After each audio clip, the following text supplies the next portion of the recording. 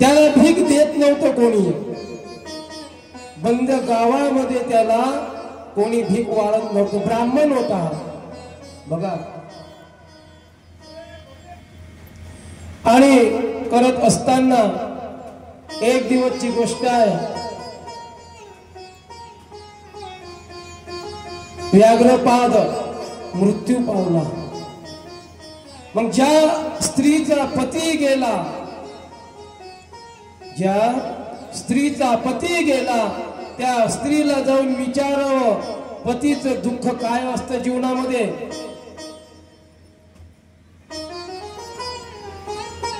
आणि मग दोघच जण राहिले, उपमन्यू आणि आई. मग हिनं जायचं, जगायचं कसं? भीक कोणी वाढत नव्हतं. मग कुठे राहायचं? शेवटी तिला असं वाटलं आपण कुठं जाऊ, इकडचा सर्व थारा झाला म्हणजे नाही लागला तर कुठं जाते मग स्त्री? आपल्या भावाच्या घरी. दुसरं कुठं जाणार आहे ती? भावाच्या घरी गेली. सुधर्मा नावाचा भाऊ होता, तारा नावाची वहिनी होती. सत्य हकीकत आहे. मग असं कोण्या तरी वहिनीला वाटलं का नणद आपल्या घरी आली पाहिजे म्हणून तुम्ही सोडून, फक्त तुम्ही सोडून नाही का? तुम्हाला जर म्हटलं तुम्ही कालच्या सारख्याच करा नाही का, मग तुमच्या विरोधात न बोललेलं बरं का? महाराज की लाज आपके हाथ में है.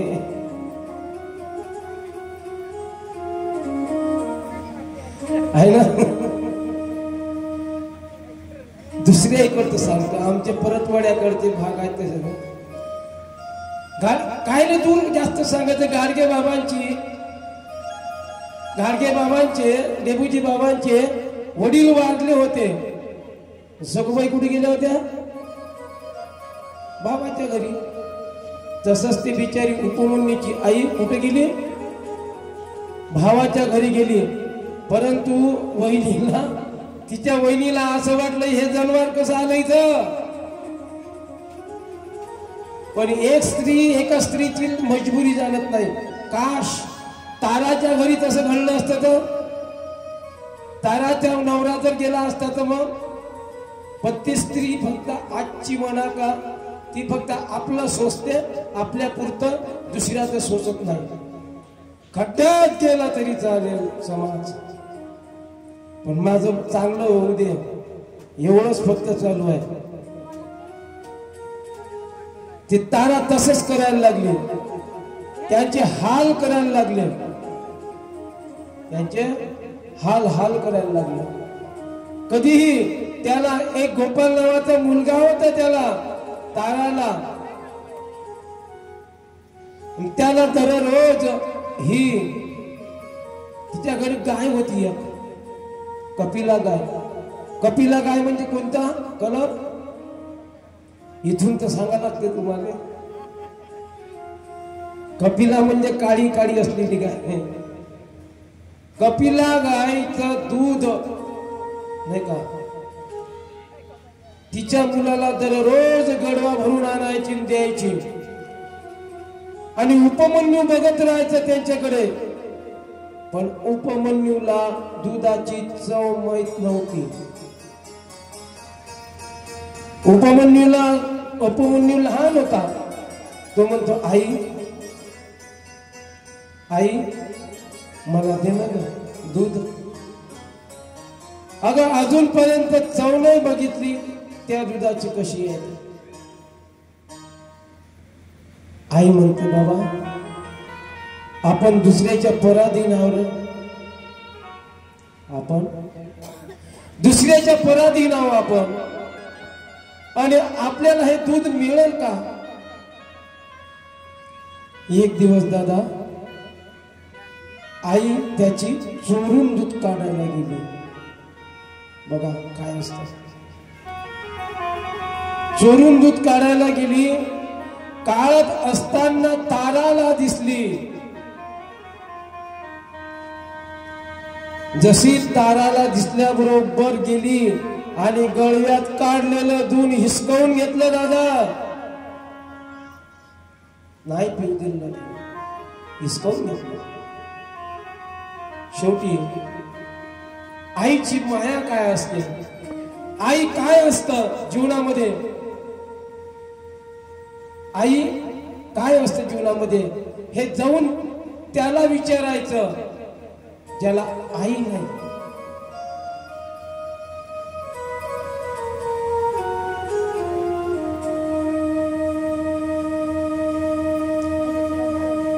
मुलाच्या प्रती काय प्रेम असतं आईचं.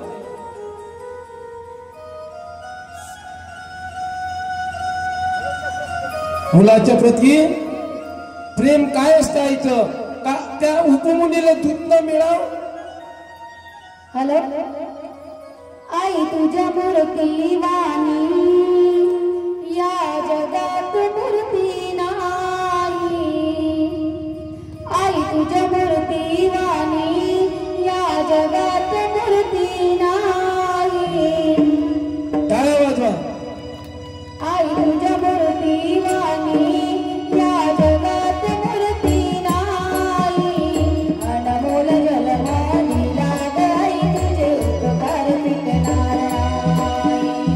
अनमोल जलवाणी लाग आई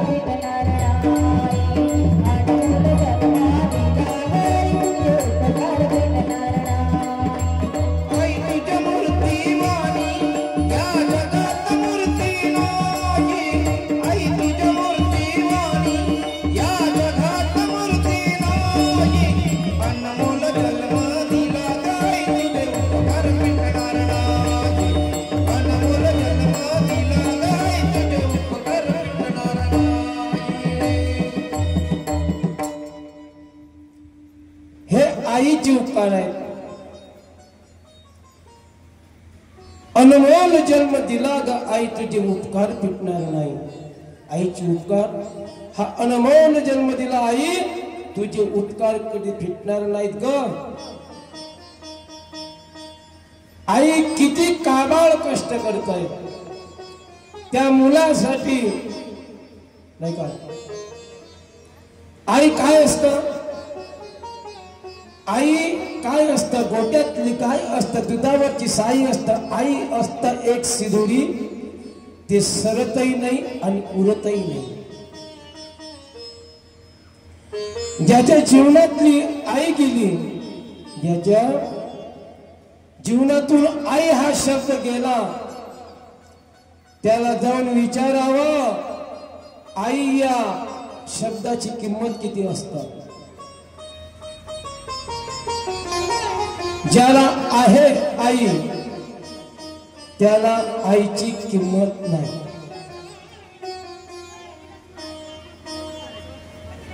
आई काय करते तुमच्यासाठी, आई तुमच्यासाठी काय करताय, आई तुमच्यासाठी हे करताय. जर एखादा तानुला 5 वर्षाचा मुलगा जर शाळेत गेला असेल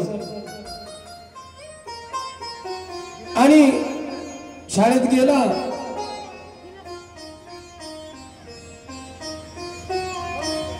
तर एखादा समारंभ चालू आहे, त्या समारंभामध्ये पेढ्या वाटल्या जात आहेत आणि ते पेढे जिचा मुलगा शाळेला गेला तिलाही मिळाला. तिनं तो पेढा खाल्ला नाही. कुठे ठेवला, पदराला बांधून ठेवला. का, कशाकरिता, हा माझ्या मुलाला हा पेढा शाळेतून आल्यानंतर देऊ. घरामध्ये का नाही ठेवला,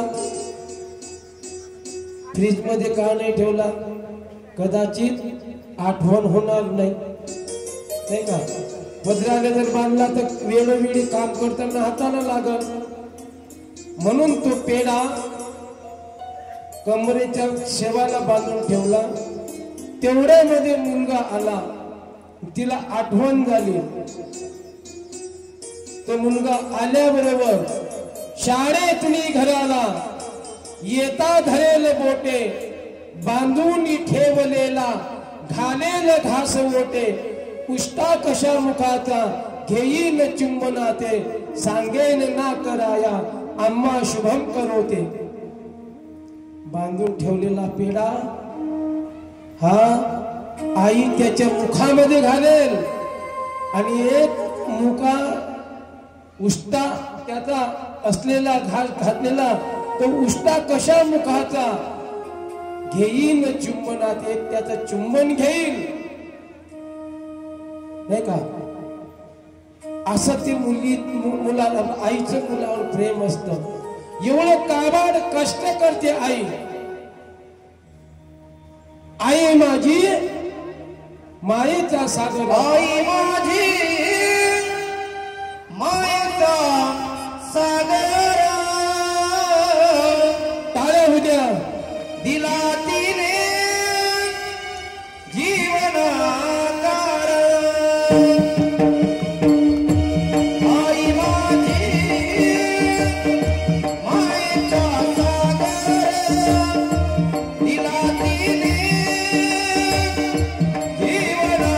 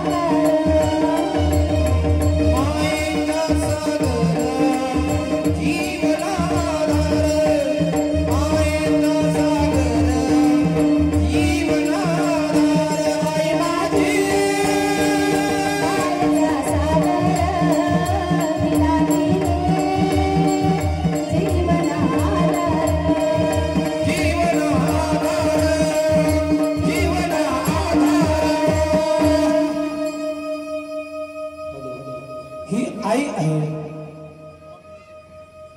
आई माझी मायेचा सागर, दिला तिने जीवन आकार. तळपत्या उन्हात रखरखत्या रानात राहिलीस माझ्यासाठी तू ग. कष्टाच्या घामात कधी मिळेल तुझला घास, कधी घडेल तुला उपवास. ओल्या मातीतून चालताना तुडविले काट्याचे भास. ती आई आहे, किती कष्टाळू आहे, कष्टाने किती तुम्हाला वाढवलं आहे. तू नवीची चांदणी तू ग, चंद्राची कोर, शीतल तुझी छाया मध हवी जीवनभर. तुझ्या शीतल छायेमध्ये उभं आयुष्य जगेलं. आई देवा पासी मी ग, आई तुलाच मी मागे. आई ज्याच्या जीवनातून शब्द वजा झाला नाही, ज्याच्या आयुष्यातून आई हा शब्द वजा झाला, त्याला जाऊन विचारा आईची किंमत काय असते. ज्याला आई आहे त्याला त्या आईची किंमत नाही. सर्व काही मिळतं दादा, इथं सर्व मिळतं, सर्व मिळतं, पण एक मिळत नाही. ऐसी कौन सी वस्तु है जो यहाँ नहीं मिलती. सब कुछ मिल जाता है लेकिन माँ नहीं मिलती. कौन सी है चीज जो यहाँ नहीं मिलती. सब कुछ मिल जाता है लेकिन माँ नहीं मिलती. माँ नहीं मिलती ती आई आहे. आई आणि वडील यांच्या चरणामध्ये 33 कोटी देवांगण आहे. पुंडलिके काय केले परब्रह्मा. बाप केवळ काशी, माय बाप केवळ काशी.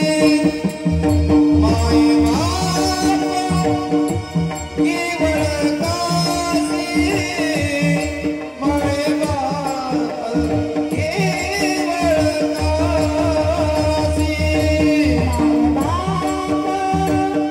केवळ काशी, माय बाप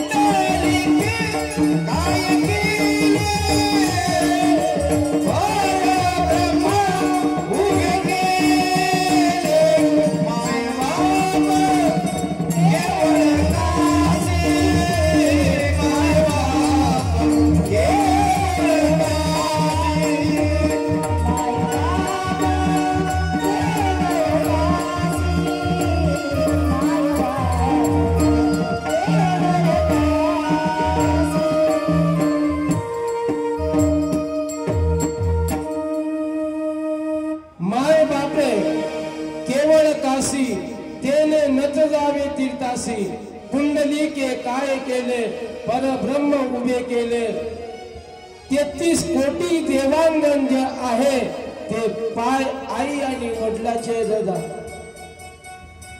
जगातले 33 कोटी जे पूजले आईचे पाय पूजले नाहीत शून्य आहे ज्यानं आईचे पाय पूजले त्याला 33 कोटी देवांगण पूजायची काहीच गरज नाही ते सर्व 33 कोटी देवांगण ते एकाच पायात आहेत ते पाय आई आणि बापाचे म्हणून कुंडलिके काय केले परब्रह्म उभे केले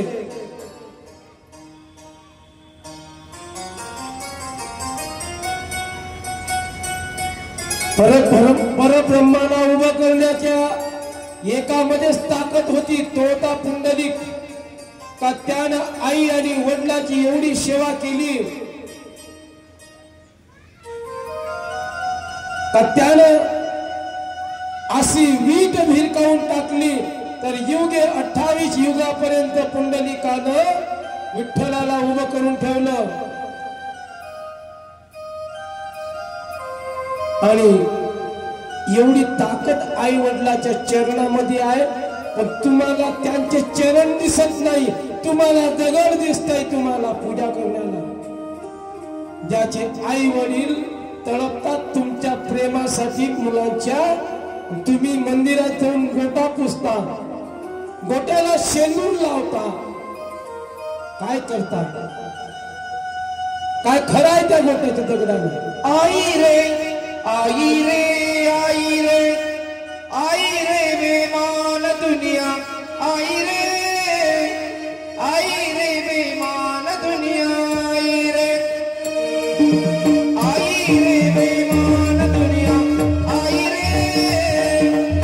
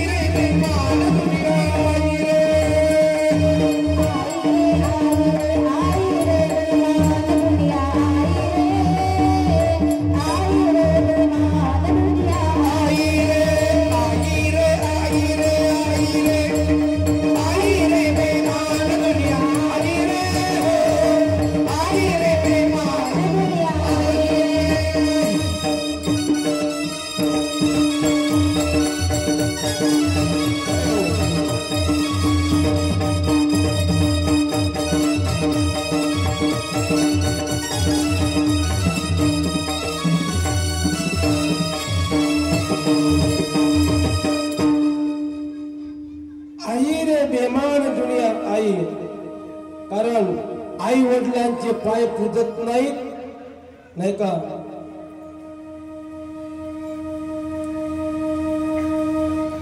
जगामध्ये गोट्यामध्ये देव बघायला चालले चलते देव पूजले नहीं पत्थरों से काम पत्थर पूजने से हर मिलता है तो मैं तुझे एक पहाड़ अरे चलते देव तुमचे आई वडील या देवाला पूजले नाही गोट्याला शेंदूर लावाले चालला शून्य जीवनामध्ये किती तुझा 33 कोटी नाही त्यापेक्षा डबल असतील तरी देव पावणार नाही. कारण देव जे देवाचे दैवत चरणामध्ये आहेत आई वडिलाच्या, त्याला त्याची किंमत नाही. आई वडिलाची त्याला किंमत नाही.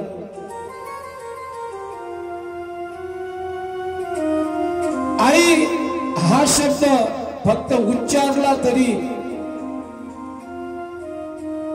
मनामध्ये प्रसन्नता निर्माण होत. शब्दच तसा आहे.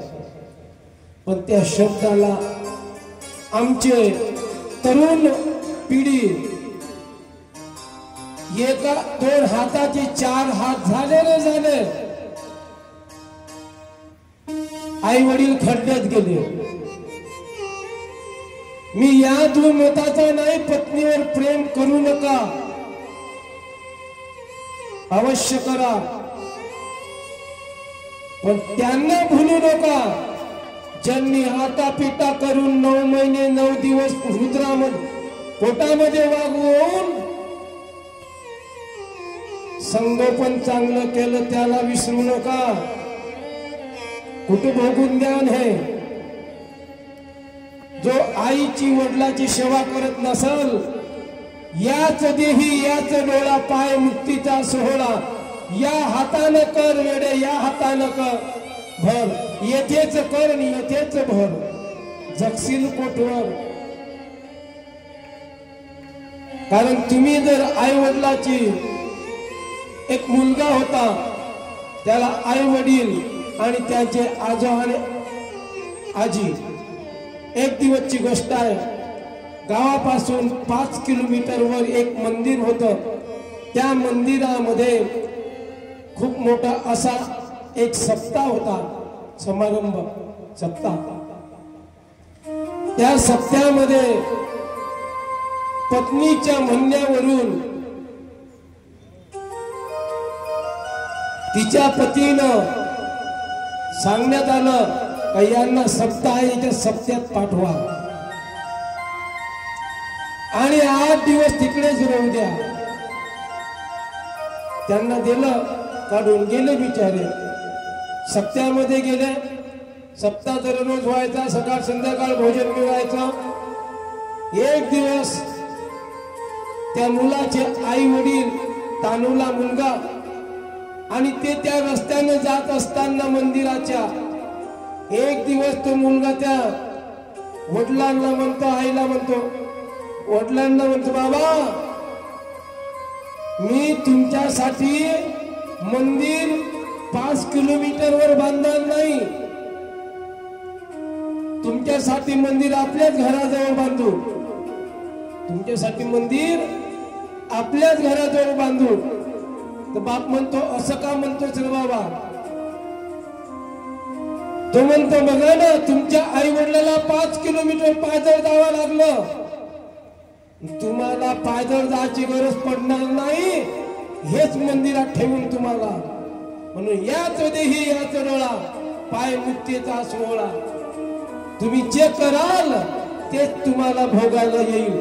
तुम्ही जर आई वडिलाची सेवा करत नसाल, तुमची येणारी पिढी तुमची सेवा करणार नाही.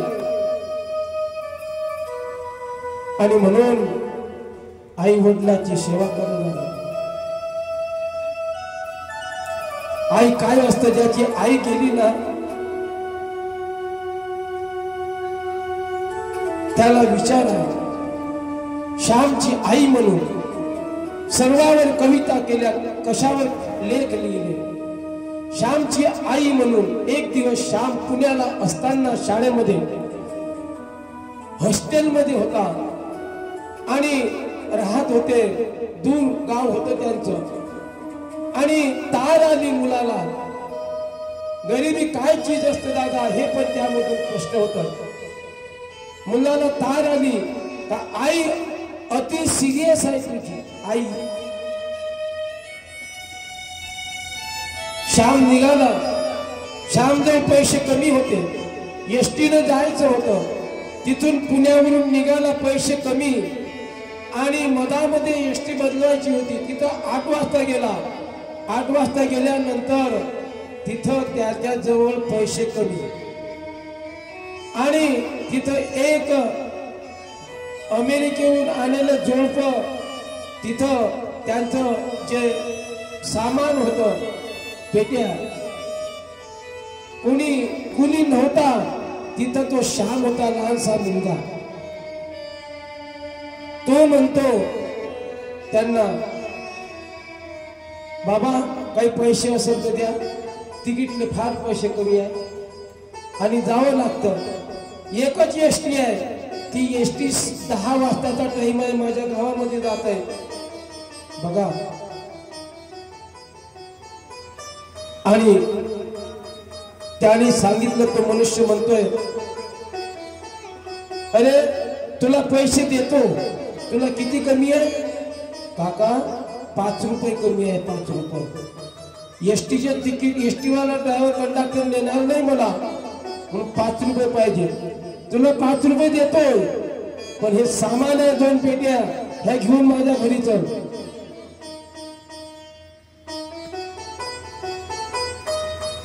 त्याला इलाज नव्हता त्या मुलानं एक डोक्यावर घेतली पेटी आणि एक घेतली हाती ती निघाले समोर हा चालला माग माग जात असताना घरी गेला वर मजल्यावर न्यायच्या होत्या पेट्या चढत असताना ताकद कमी लहानशा मुलाची ताकद काय राहणार परंतु जिद्द कारण जायचं आईच्या भेटीला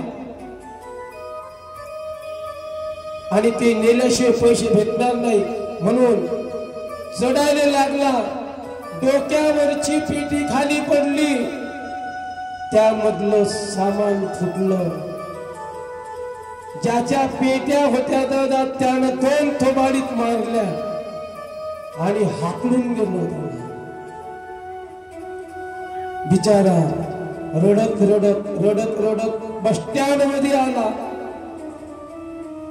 बस स्टँड मध्ये आल्यानंतर बस लागली बस मध्ये बसला गाव पुन्हा दूर होत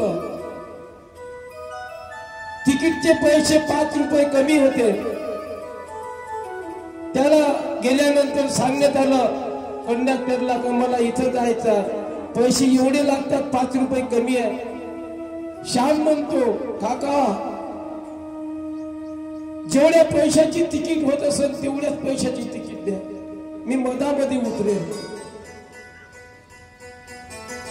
काय आईचं प्रेम असतं मला त्या कंडक्टरने तेवढीच तिकीट दिली आणि मधामध्ये स्टॉप आला तिथं उतरला तिथून गाव कमी 15 किलोमीटर दूर होत रात्रीचे 12 वाजले एकटाच रस्त्यानं निघाला तिथून जिकडे रस्ता दिसत असेल गावात त्या रस्त्याने निघाला श्याम जाता जाता जाता जाता सकाळचे 4 वाजले 4 वाजता घरी श्याम गेला असता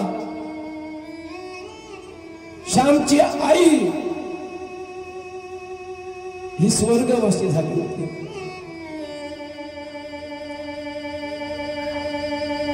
आणि श्यामला ज्या वेळेस कळलोय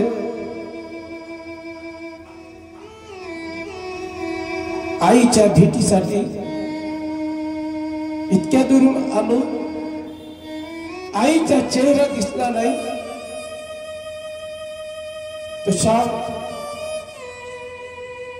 आक्रोश करू करू रडत होता आई अगं आई कुठे गेली मला सोडून कुठे गेलीस काय तुला बघण्यासाठी पुण्यावरून आलो मी कुठे गेलीस तू कधी भेटशील मला तो आक्रोश करू करू मुलगा रडत होता परंतु एकदा आई गेली ना ज्याच्या जीवनातून वजा झाली दादा ती कधी मिळत नाही आई कधी मिळत नाही आणि मग तिचा मृत्यू झाला अंत्येष्टी काढण्यात आली तिची आणि तो श्याम म्हणतो तिला नाही का बांधीले काग तुझला सुतळीने बांबूवरती चौगाने घेतले ग उचलून खांद्यावरती म्हणती तुलाच सगळे जाऊ नको ग आई तू गेल्या मागे मागे उरले कोणीच नाही. आई जर गेली असेल जीवनातून त्याचं कोणीच नाही राहत. व्यर्थ आहे जीवन त्याचं. परंतु ज्याला आई आहे त्याला आईची किंमत नाही. म्हणून आईची सेवा करा दादा. आईची सेवा करा. आई सारखे दैवत जगात नाही. आई तुझ्या मूर्तीवाणी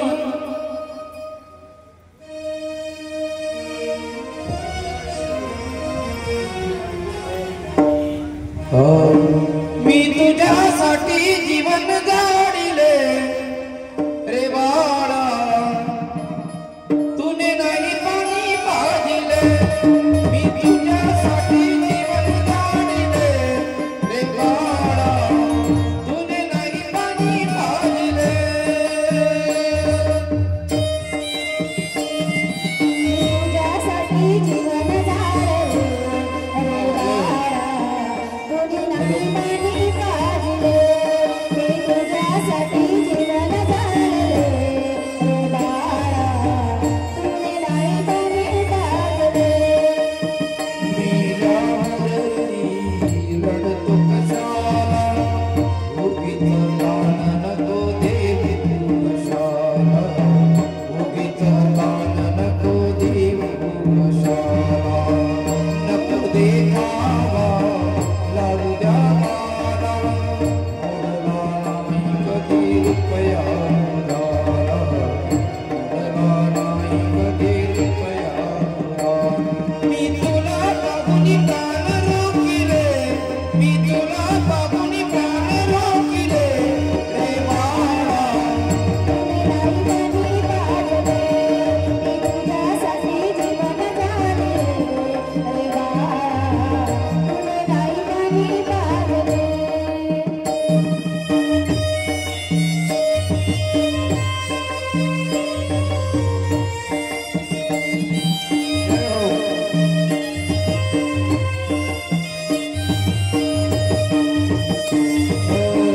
माझ्या खुशीतला असून तू बाळ माझ्या जीवाला बनला तू प्राण. माझ्या जीवाला माझ्या खुशीतला असून तू बाळ माझ्या जीवाचा बनलास प्राण. माझ्या जीवाचा बनलास प्राण. तुझे जीवनभर पुरविले लाड राहुनी अर्धपोटी सागर सकाळ. राहुनी अर्धपोटी सागर सकाळ. मी तुला बाबुनी प्राण रोकिले मी तुला बाबुनी प्राण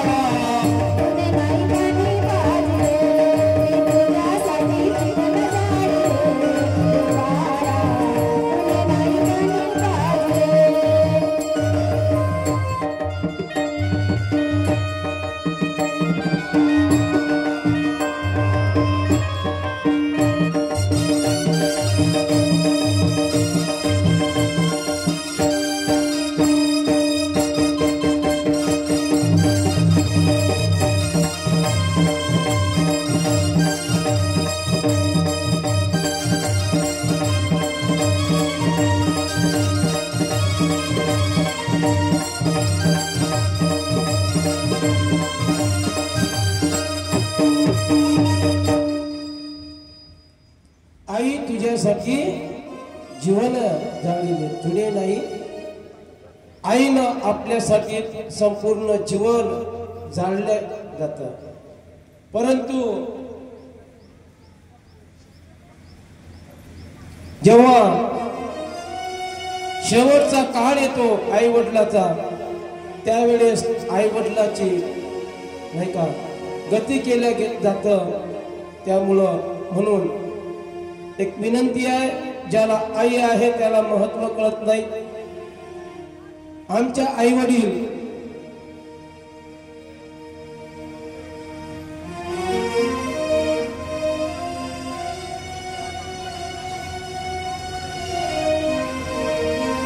तेव्हाचेच आम्हाला सोडून गेले, परंतु आम्ही ती जागा, त्या प्रेमाची जागा कधी भरून निघत नाही, कधीच नाही निघत.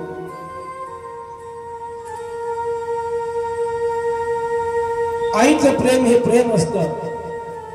त्या ठिकाणी कितीही प्रेम करणारी येतील आणि जातील, पण ती रिकामी जागा कोणीच भरून काढत नाही बाबा. म्हणून ती आई असतं. आई वडिलावर प्रेम करणं शिका. म्हणून उपमन्यू म्हणतो आईला, आई दुधाची चव कशी असते का माहित नाही का? आई म्हणतो बेटा तुला दूध पाहिजे ना, तुला दूध हवंय ना, बर ठीक आहे तुला दूध देतो.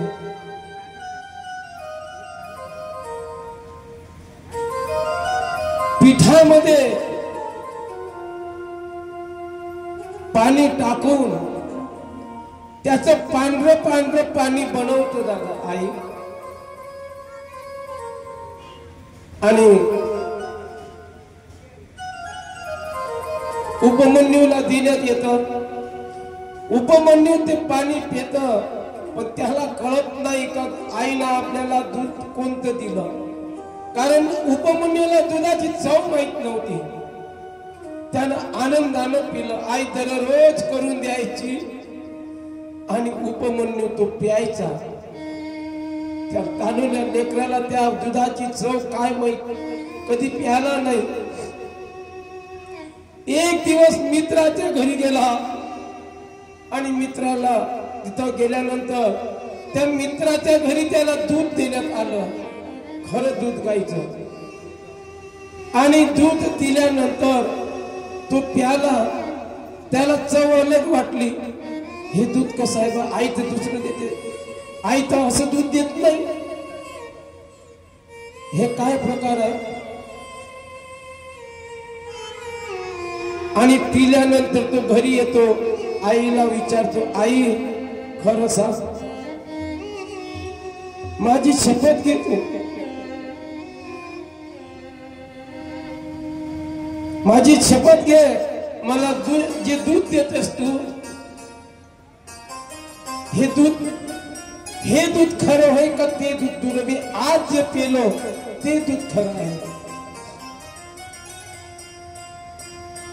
जेव्हा मुलाला आईची शपथ, स्वतःची मुलाची शपथ घ्यायला लावली, आई खोटी बोलेल का?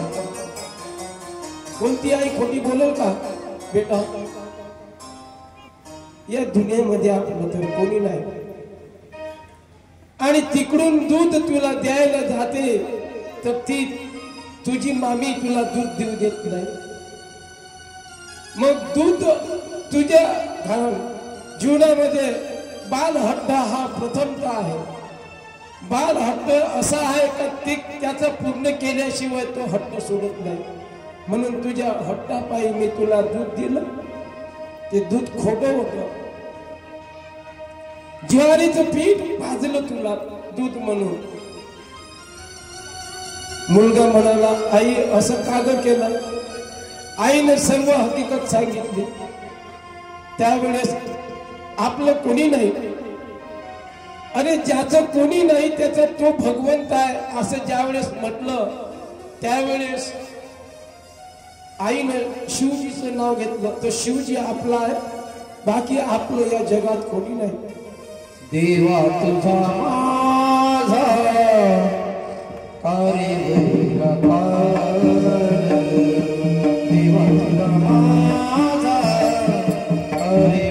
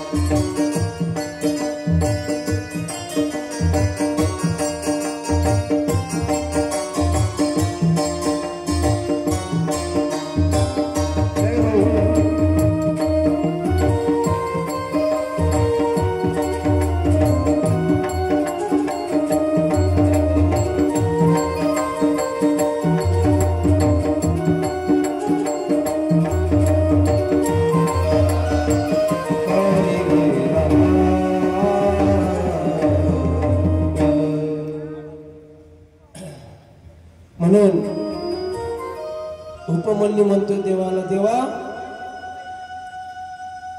माझ्याशी काय वैर भाव आहे तुझा, काय वैरपण आहे माझ्यासोबत. यांना बाकीच्यांना मिळालं, मला का नाही.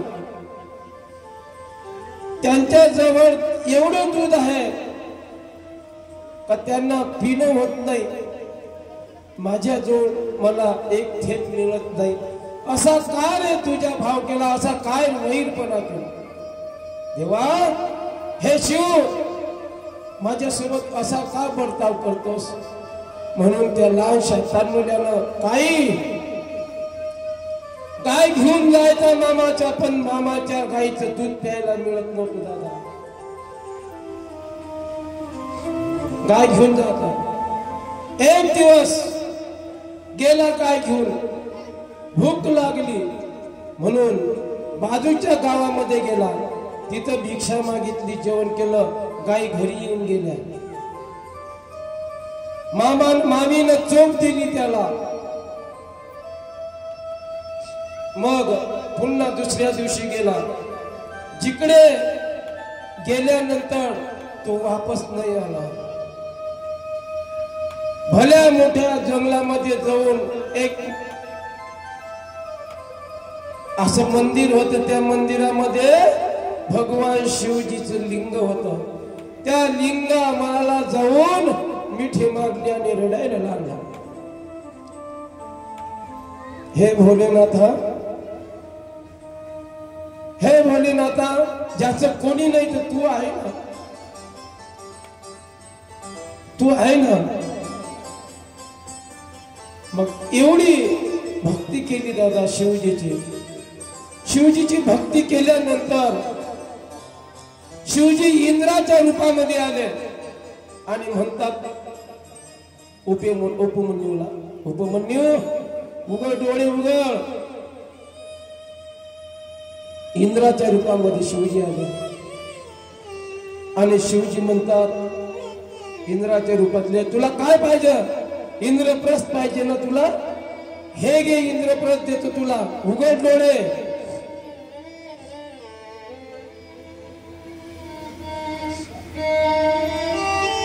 उपमन्यूने डोळे नाही उघडले.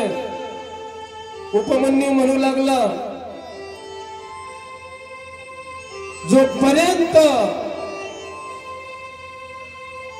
शिवजी येत नाही तोपर्यंत मी उठतच नाही. तुम्ही किती रूप घ्याल पण मी उठणार नाही, असं उपमन्यू म्हणतो. उपमन्यूनं मग आणखी तेज केली तपश्चर्या, एवढी तेज केली, एवढी तेज केली, एवढी तेज केली, त्यानं खाणं पिणं सोडून दिलं सर्व. आणि बघता बघता भगवंतानं भरपूर प्रयत्न केले शिवजीनं, हे देतो ते देतो, पण नाही.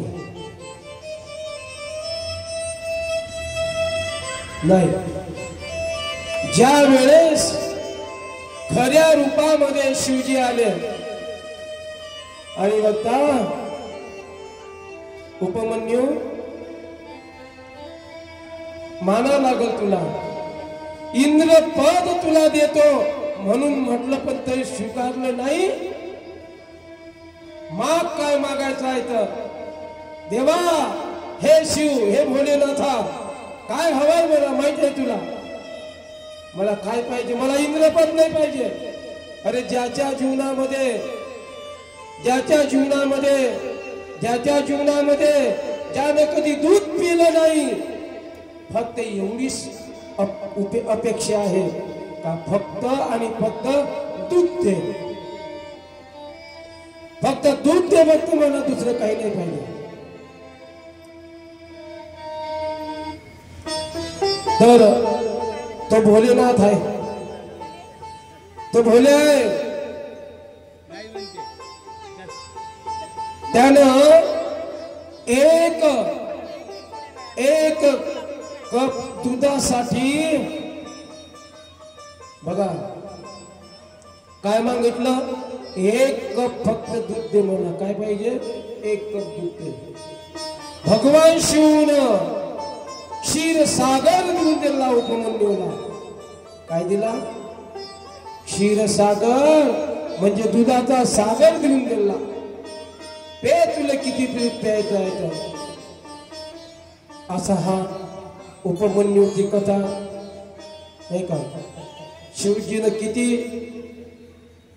शिवजीचं तप केलं तर तो काय देणार नाही याच्या शंका घेऊ नका. जे लागत नाही तुम्हाला तेही देत. आणि म्हणून आमचा भोलेनाथ आहे नाही का, भोले बाबाचा गजर होईल, नंतर इंटर होईल.